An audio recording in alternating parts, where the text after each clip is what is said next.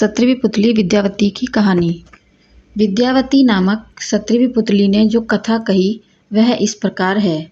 महाराज विक्रमादित्य की प्रजा को कोई कमी नहीं थी। सभी लोग संतुष्ट तथा प्रसन्न रहते थे। कभी कोई समस्या लेकर यदि कोई दरबार में आता था, उसकी समस्या को तत्काल हल कर दिया जाता था। प्रजा को किसी प्रकार का कष्ट देने वाले अधिकारी को दंडित किया जाता था।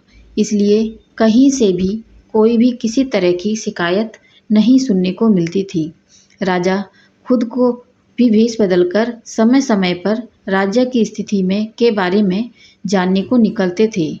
ऐसे ही एक रात जब वे वेश बदलकर अपने राज्य का भ्रमण कर रहे थे, तो उन्हें एक झोपड़े से एक बातचीत का अंश सुनाई पड़ा। कोई औरत अपने पति को राजा से साफ साफ कुछ बताने को कह रही थी और उसका पति उसे कह रहा था कि अपने स्वार्थ के लिए अपने महान राजा के प्राण संकट में नहीं डाल सकता।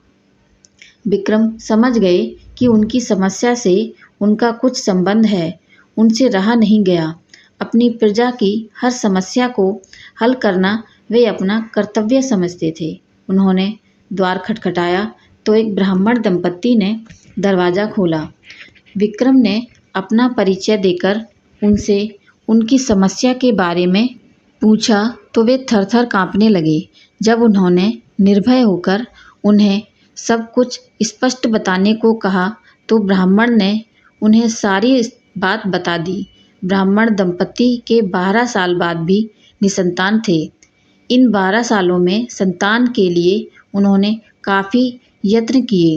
व्रत, उपवास, धर्म कर्म, पूजा पाठ, हर तरह की चेष्टा की, पर कोई फायदा नहीं हुआ। ब्राह्मणी ने एक सपना देखा है। स्वप्न में एक देवी ने आकर उसे बताया कि 30 कोस की दूरी पर पूर्व दिशा में एक घना जंगल है, जहाँ कुछ साधु सन्यासी शिव की स्तुति कर रहे हैं। शिव को प्रसन्न करने के लिए हवन कुंड में अपने अंग काट कर डाल रहे हैं। अगर उन्हीं की तरह राजा विक्रमादित्य उस हवन कुंड में अपना अंग काटकर फेंकें तो शिव प्रसन्न होकर उनसे उनकी इच्छित चीज़ मांगने को कहेंगे। वे शिव से ब्राह्मण दंपत्ति के लिए संतान की मांग कर सकते हैं और उन्हें संतान प्राप्ति हो जाएगी। विक्रम ने यह सुनकर उन्हें आश्वासन दिया कि वे यह कार्य अवश्य करेंगे। रास्ते में उन्होंने बेतालों का स्मरण कर बुलाया तथा उस हवन स्थल तक पहुंचा देने को कहा। उस स्थान पर सचमुच साधु सन्यासी हवन कर रहे थे तथा अपने अंगों को काटकर अग्नि कुंड में फेंक रहे थे। विक्रम भी एक तरफ बैठ गए और उन्हीं की तरह अपने अंग काटकर अग्नि को अर्पित करने लगे। जब विक्रम सहित वे सारे जलकर राख हो गए तो एक शिवगण वहां पहुंचा तथा उसने सारे तपस्वियों को अमृत डालकर जिंदा कर दिया, मगर भूल से विक्रम को छोड़ दिया। सारे तपस्वी जिंदा हुए तो उन्होंने राख हुए विक्रम को देखा। तभी तपस्वियों ने मिलकर शिव की स्तुति की तथा उनसे विक्रम को जीवित करने की प्रार्थना करने लगे।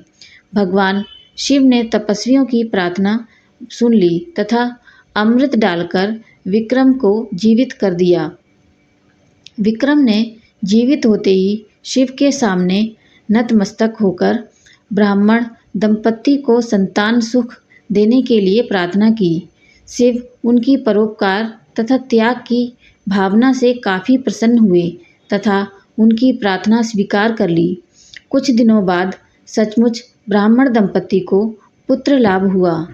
मेरी ये कहानी आपको कैसी लगी मुझे कमेंट करके ज़रूर बताएं और मेरे चैनल को लाइक, शेयर और सब्सक्राइब ज़रूर करें। धन्यवाद।